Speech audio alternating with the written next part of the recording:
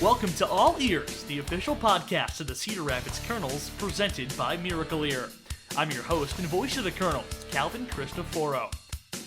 On the podcast, you'll hear from past and present Cedar Rapids baseball influencers, including players, managers, executives, insiders, and more. Cedar Rapids Kernels, let the good times roll. Season number 5, episode 4 of the Kernels All Ear podcast, presented by Miracle Ear. And we have a long-awaited special guest on this afternoon's podcast. Kernels pitching coach AJ Angulo joins us. AJ, from down the hall here in this hotel in Beloit, we welcome you to the show. Thanks for coming on. Thanks for the invite. Finally, I've been asking to be here for 2 years almost, and it's good that they've been in your side, like where you belong, in this place, beautiful place. You do a really great job. Thank you. Well, we're glad to have you here. We'll kind of start talking about you and your playing career. You're born in Venezuela, which is an avenue we don't, on this podcast very often dive into and talk about the international baseball realm. Just for you growing up in Venezuela, what was baseball like? It is different. It's that opportunity that you get as a young kid that make a life for you and your family, and playing this sport that for us it's kind of different over there. You play for love, you play for the show, and then you get here and it's a little bit different. It's a business, and you have to understand that. But it was great. It was great. I think it made me realize how things can be in a baseball field, like relate to different cultures and know like the difference of different backgrounds that players and coaching staff and people come from. And that's the beauty of this. It's a beautiful life to live, and I'm enjoying it so far. Was baseball the main primary sport with you growing up, or were there other sports that other kids were playing besides baseball, or was it really all baseball all the time? So baseball is the biggest sport in Venezuela. You will say like the sport that more people play. But where I'm from, like we're big on soccer. And soccer for me was probably like my second love, but it's the one that like when I want to get out of baseball for a little bit, you will see me watching a lot of soccer games because I really enjoy watching soccer. I know you were given some guys grief, I think, last year with those big soccer rivalries. I know a lot of the players are big into soccer too, because it's like you said, big down in the Venezuela area. For you growing up playing, what was the atmosphere of games like? Did you have to travel a long way to play good competition, or what was the landscape just of you playing games as a 10, 11, 12-year-old in that area? So growing up, like you don't have high school baseball over there. It's more like affiliated like little league clubs teams. And for me, it was like every week I will go to school, and then maybe twice a week you will go to practice. And playing in the weekends with your family, tournaments. Like it was kind of like a travel ball team, but we were all in the same city, and it was fun. Then you play for like similar to high school, where you play for your regional, your state championship, and then you go and represent like your state and your country. It was like that. I was lucky enough that I was able to play with a lot of guys that are like really good now in the big leagues, and also guys that like didn't make it past the minor leagues, but had a really good career back in Venezuela. And it was fun to see like how baseball was treated there. It was different back then, but nowadays with all the technology, all the good things that we have, it's beautiful what we're able to tell about kids. But back then it was just playing for the love of the game. Yeah, that's great. And internationally, a lot of people sign, as an international free agent. That was different for you. You ended up at Ranger College in Texas. I'm just curious on how that process went. When you get to 16 years old in Venezuela, you either had to become like really good at what you do at that moment, because you don't have the ability, like they don't give you more years to develop. And that wasn't my case. So I wasn't lucky enough to sign in the international signing period, and I give up baseball. This is a lot of people don't know this. I gave up baseball, and that's what I always say. The only person that has believed in my talent not even me, my dad. Like he came up and one day and was like, "Hey, you need to start practicing. You need to keep practicing and doing this stuff." And I was like, "No, I'm good. I'm not gonna play baseball anymore." Long story short, he made me record a video, and if you guys look it up in YouTube, it's gonna be there.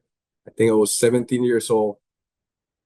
And I gained a little bit of weight. I wasn't practicing. I wasn't doing anything. It was like my first time actually pitching because I never pitched when I was younger. And I recorded this video, and 10 days later, I received a letter from Ranger College that they gave me a full ride. And literally, my life changed. I came to America thinking I'm gonna go to school, gonna try to learn a little bit of English, go back to Venezuela and teach English. Life didn't have that planet for me. I ended up playing pro ball for a little bit, and now we're here. I live in Ohio, love Ohio. People know like I really love the way that you live your life in Ohio. And he ended up working really good for me. I can't complain about that. But my dad was the one that always supported my career, even when I gave up. When you first decided to call it quits, what was your plan? What were you going to do? This is funny. I enrolled myself in a university back in Venezuela.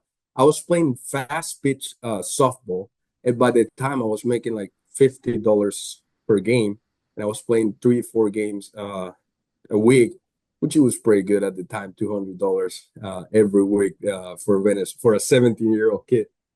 And I was just enrolled to college or university there to study like psychologist. I don't know what I was thinking, but that was my plan.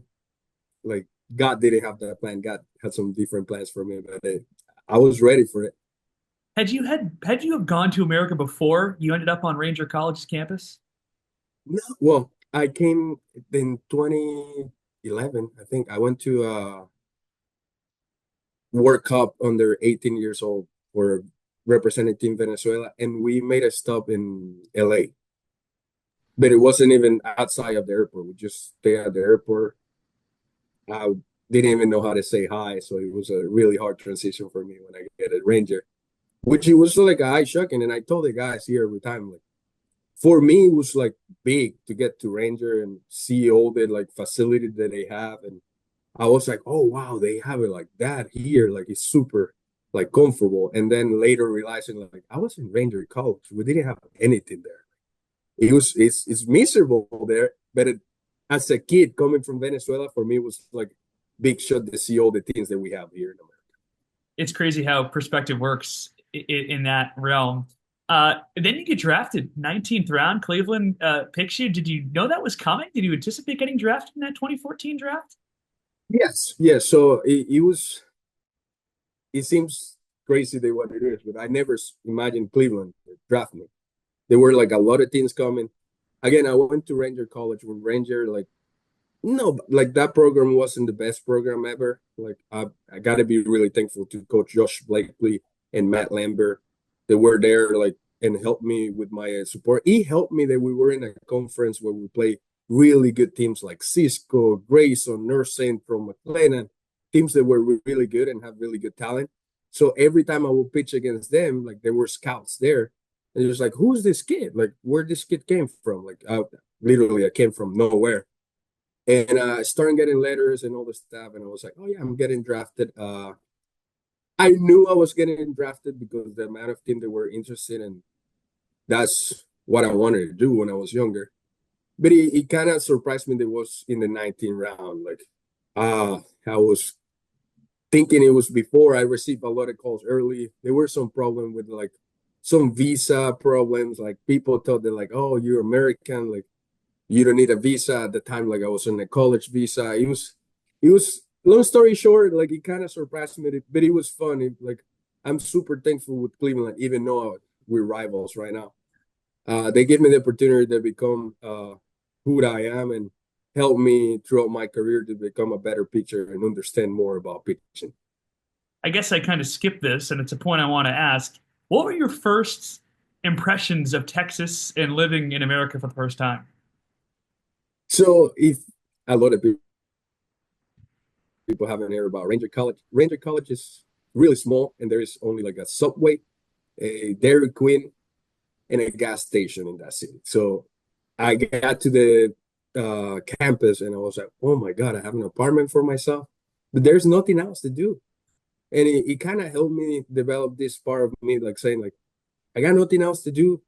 All I got to do is play baseball. There's no distractions. There's nothing else. I have to go to school. Yes, I didn't know anything about English. So for me, like going to school, it was really hard. I took some welding classes, which I have so many funny stories about this. I ended up the first 2 weeks, I was a class, but they thought I wasn't going.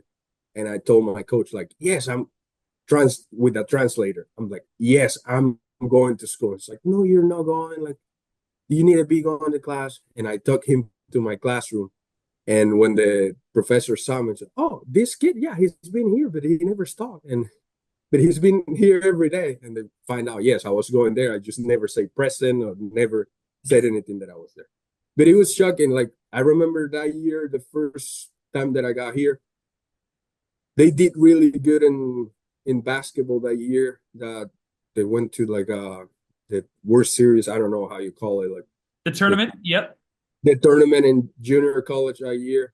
And the first day that I got there, they were playing, and I was like, "Oh my God, these guys are really bad," because their score was like missing score. And later, I find out, oh, they're really good. These guys are good, and they're playing for good basketball. But that game was the worst game they played that year. That's funny. So, you get drafted, you spend a lot of time in the Cleveland organization, some time in the Oakland organization, and then your last year with the Twins. When you look back on your very long professional career, what are some of the memories and favorite moments that stick out to you? I keep telling the guys this. Like for me, is the time in the locker room, what you spend with the kids. Like all those times they will never be back, and the times that I miss when I'm at home. When I'm at home, what I'm missing is like being in the clubhouse with the guys.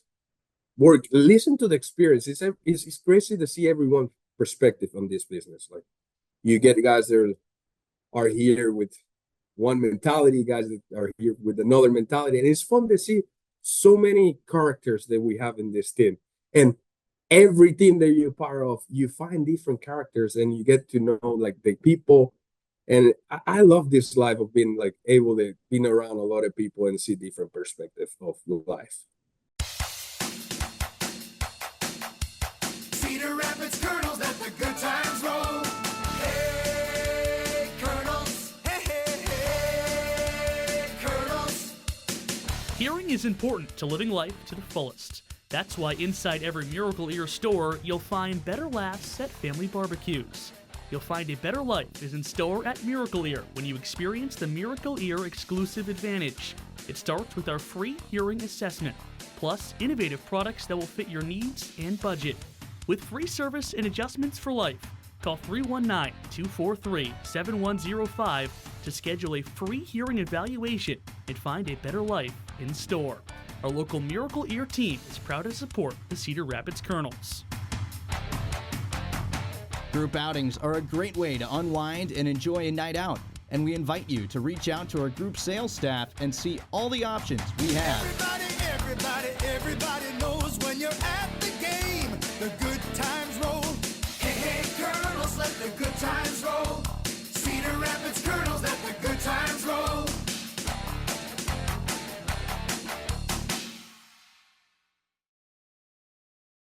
Enjoy your risk-free trial. Hello? Can you hear me? I sure can. Everybody hear me? I sure can. Do you hear me? I sure can. So, can you hear well? Sure can. Hear well, feel well from your first appointment.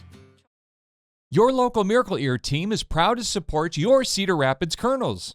Knock your child's birthday party out of the park with our exclusive birthday party package, designed to make your child's special day unforgettable. Head over to kernels.com to discover the excitement waiting for you. Cedar Rapids Kernels, let the good times roll. Calvin Christopher talking to Kernels pitching coach AJ Angulo here on the Kernels Earlier podcast, season 5, episode number 4. I know something that you've talked about from time to time is when you got the opportunity to represent your country is a memory that is something that sticks out in your mind when you look back on your playing career. Just talk us through that experience, you playing for Venezuela, where and what event and how all that went. I received a call in 2019 while I was playing for the Mesa Solar Sox in the Arizona Fall League. At first I was like, oh my God, they're calling me to play for Team Venezuela. Like I played for Team Venezuela when I was younger, but as a professional to be able to play for Team Venezuela, that was going to the Premier 12 in 2019, which is like getting to play for Team Venezuela was the best thing that ever happened to me. Again, like as a Venezuelan kid, like I come here, I love this country, and everyone there knows that I love this country. But also like having the passion to like represent where I'm from, like where I'm from is really small, and like to be able to, my family see me pitch with like the Venezuelan colors, represent your country is always great. And that experience back in Taiwan in 2019 has been the greatest experience of my life because you don't get paid to play there. Like it's not like you're getting paid to it. It's more like everyone is there just to play for their country. And it's different when you're getting to pro ball, that like you're getting paid to play and it becomes your job. And it's great, like but you understand that it's your job. But when you get to play for something bigger than just your job, is to represent everyone in your family, everyone of your country. Just putting that jersey has been the best thing that ever happened to me. That's really awesome. Something else you played through too was the COVID 2020 year. From your point of view as a player, what was that season like? It was hard. It was hard as a player. It was really hard because you prepare yourself. You come to spring training and you're thinking like, yeah, I had the chance to crack it to the big leagues this year, feeling good. Everything was working out really good, and then it shut down, and you're at home, and you don't like. That's when I realized, like, hey, life is more than just baseball. You have your family, you have a lot of, which is hard because that my entire life that's what it was, like baseball, baseball, baseball, baseball, and you realize, like, hey, life is bigger than baseball. You got to be with your family. You got to like it was hard, but it also made me realize a lot of good things about being a human being. Because a lot of kids, when they get here, it's all about baseball. And you wake up and it's baseball. You go to sleep and it's baseball. Like everything in your life is baseball. And you forget that you're a human being. And that's when you will have, like, you can have trouble with mental health and starting to get depressed. Like all these kind of things that can happen in your career that are really important. They have a group around you that can help you set your feet in the ground and be like, okay, yes, I'm a baseball player, but I'm also a human being.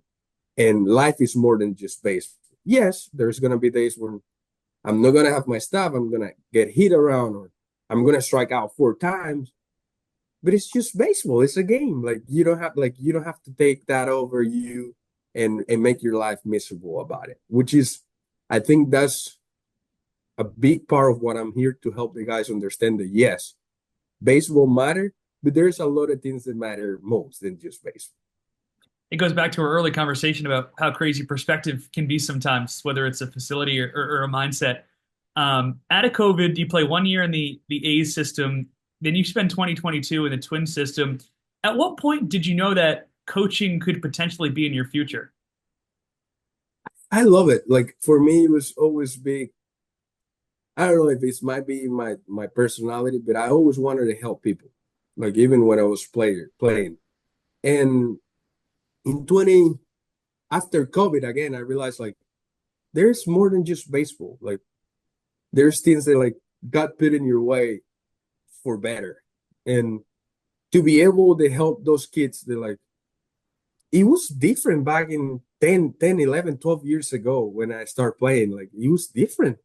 And now to help them guide them, and I'm talking white guys, black guys, Latinos, like call it like whatever you want to call it, they're human beings. And a lot of people don't understand that like they come from different backgrounds. And it's hard mentally, like they put pressure on themselves.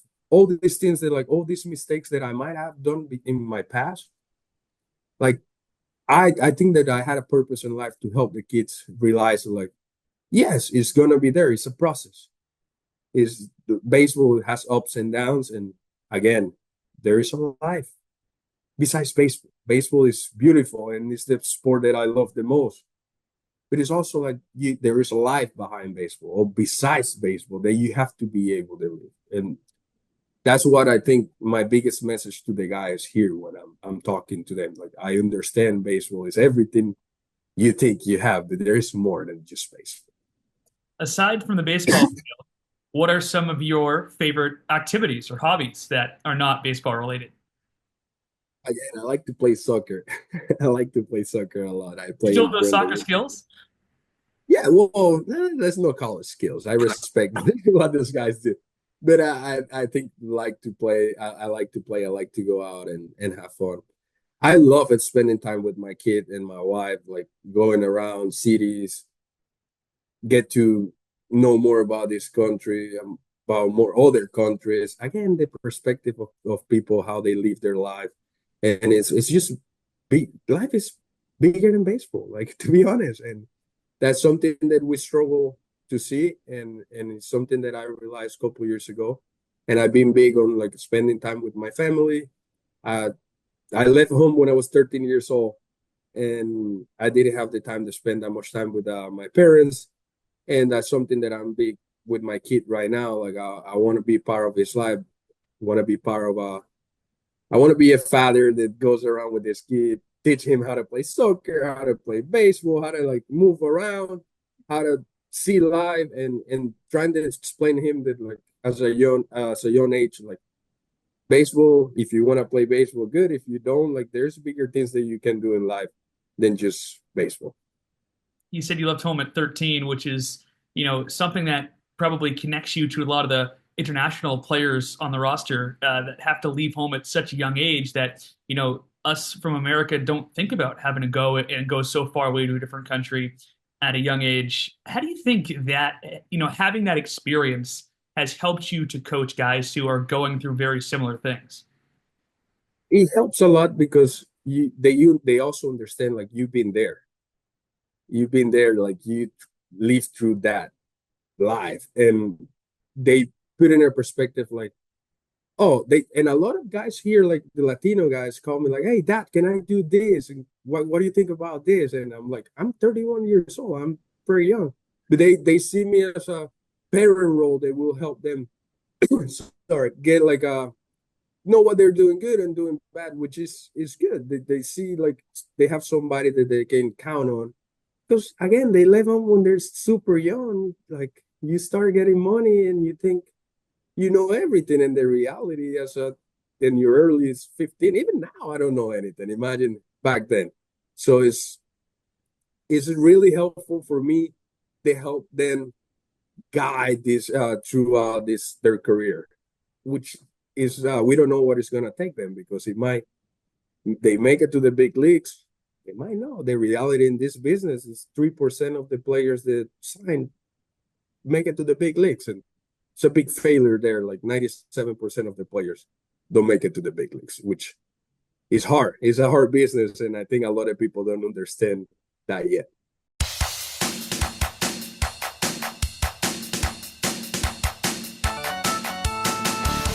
Stay connected with the Cedar Rapids Kernels all year long by following the Kernels on social media. Catch up with the Kernels on Twitter, Instagram, and Facebook at CR Kernel.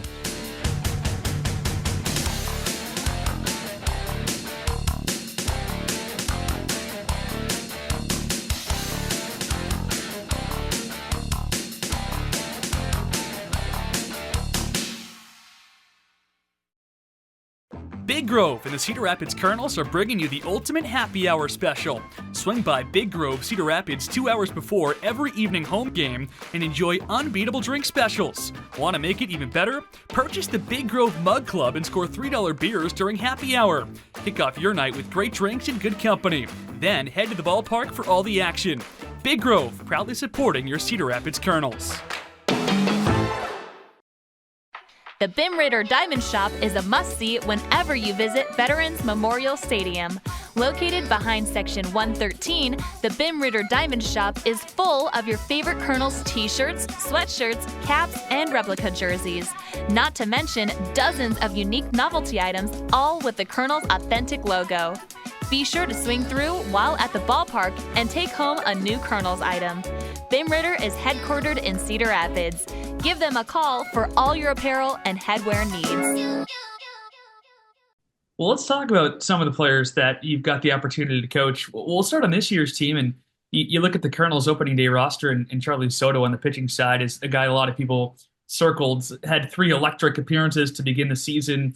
Now has been on the injury list for a little bit, dealing with a tricep issue.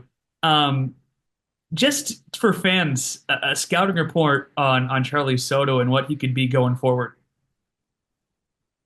I mean, he's a special kid, and I think people hasn't realized that yet. You just get to see what he does in the field, and it's fantastic. But when you're around him and see that, like, a 19-year-old, they have a foundation, they have a family, a support group. Sorry, support group. They help him throughout, like, his routine every day. He gets to the field, the routine that he's had, like, he got a head over his shoulder. And you can see that, and I'm super excited what his career is going to look.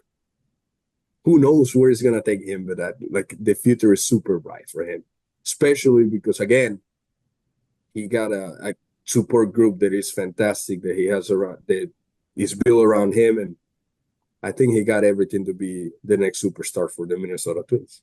Yeah, a player that won an award from his county back in Osceola County, Florida, for community service at 17 years old. It was drafted really early. Certainly a bright future for him. Jose Olivares is another guy that has began the season really, really good for the Kernels. He's going tonight. Sorry. Tanner Hall has been calling me. He doesn't know that I'm recording this. Tanner Hall pitched a great game last night. But for Jose Olivares, who has risen high up prospect rankings and is off to a great start this year, what are some good things, good qualities you see in him? Ollie is a super talented guy. Again, like, we're really lucky to have built this talent here, and he's a smart kid that still working with some mental strength things. Like, he's still doubting himself a little bit. He's starting to learn himself a little bit more. He's 21 years old. He's a kid that came from Venezuela, same kind of similar background that we have, and the preparation that he has, he's making a name for himself in this business, and I'm excited too about him. I think same as Charlie, they have a really bright future ahead of them. Ollie will. Right now, we're seeing things, and he's not even at 50% of his talent. Mental wise, he's not there. He's really mature for his age, but he's not mature enough pitching, which I think that's going to take him to a completely extreme level. And I'm excited for what he can be achieving in this career. Which is a scary thought to think about if you're an opponent against a guy like that. You've coached, down in spring training. So you've coached a lot of different guys that aren't on the Kernels roster. You played with a bunch of guys that made the major leagues. But last year, Zebby Matthews began the season on a team that you were the pitching coach for, and he finished the season in the major leagues, going from high A to double A to triple A to the major leagues in 1 year. How gratifying is it for you as a coach when one of your players makes the major leagues? It is amazing. It is amazing to see. And again, what people don't understand is what these guys are able to do in every day. Because yes, there's a lot of guys that are able to show some stuff one weekend, but what nobody sees, the work that they put during the week, their bullpen, their work days, how they take care of business, how they take care of their body, how they get early to work out, to also go to the training room. They develop a routine, have a group that can help them physically and mentally to become the best version of themselves. And you see, Sammy Matthews, when he got drafted, I was part of his coaches in the FCL. He saw his bullpen was good, and yes, he was great. But again, I don't know, like I would say like the continued hunger of one more. And then he came the next year in better shape, bigger, stronger, like, and not only physically, but mentally, and ready to know that like there's a big challenge, there's a big picture that he wanted to be more. And even now, I talk to him spring training, and you see like a lot of people think like, oh yeah, he's not. No, he continued to get better. He continues to work himself like to get him in a better position every day, and that's what I admire about these kids. Like it's not like I have it and that's it, I'm done. No, they continue to push it to be even better, and that's a good thing. We that might have been, the answer to this next question, but for you as a coach, what is the most rewarding thing? Whether it's you're working on something with the guy and he has a breakthrough, or someone continues to succeed. When you think about what, the most rewarding aspect of coaching is, what is that for you? The most rewarding thing is to see what they able to become, because more than just a baseball player, you see them outside of the field, like how they take care of their life. Again, see that they understand that yes, this is their job, this is a business, but they also like become good men, like good fathers. A lot of these guys like getting married and reaching out to you in the offseason. Like, I have a question. What do you think about this? And that for me, like the relationship that you create with them and the impact that you make in them, not only in baseball, just in decisions that they make, uh, life make decisions that they have to make. And for me, is that having that relationship with them where they can be like, feel comfortable enough to come in and say, hey, listen, I'm going through this thing. Like, I'm not there right now. Like, I would like you to like talk to me through this. What do you do in this situation? What would you do in this situation? And that relationship that I have been able to build with these guys is what I take as the most rewarding thing so far as a coach. I want to wrap up with this because I hear, all the time. I came into minor league baseball in 2023, and I hear like, oh, back in 2014, everything was different. The accommodations were different. The food is different. You're in at the right time. For someone that played minor league baseball 10 years ago, what are the biggest differences you see? And maybe not the on-field quality, but some of the off-field perks that players get today as opposed to what they did 10 years ago.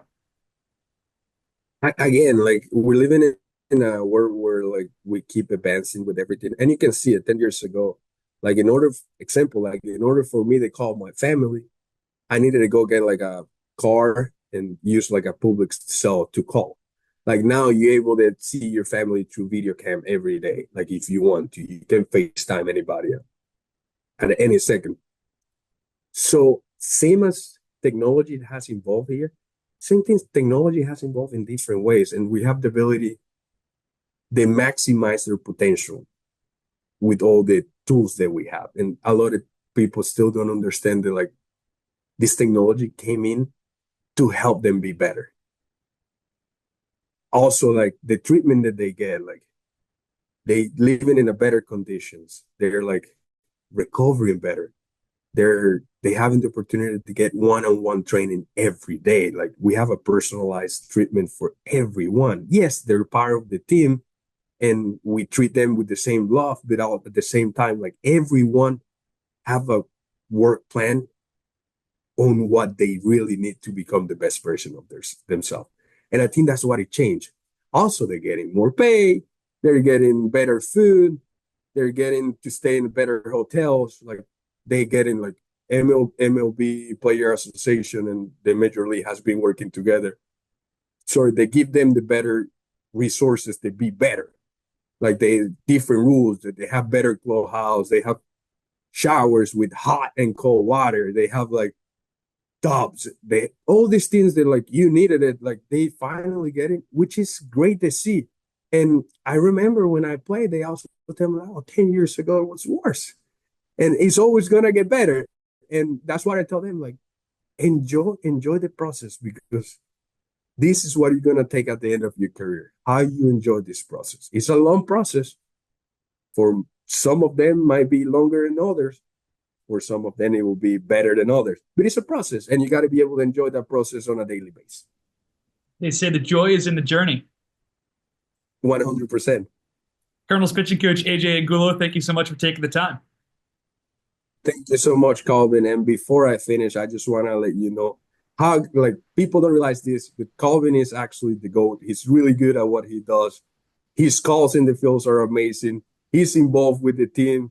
He want to continue to get better. And I'm super excited. And I haven't told you this, but I'm taking advantage of telling you in your show that I'm excited to see what the future have for you.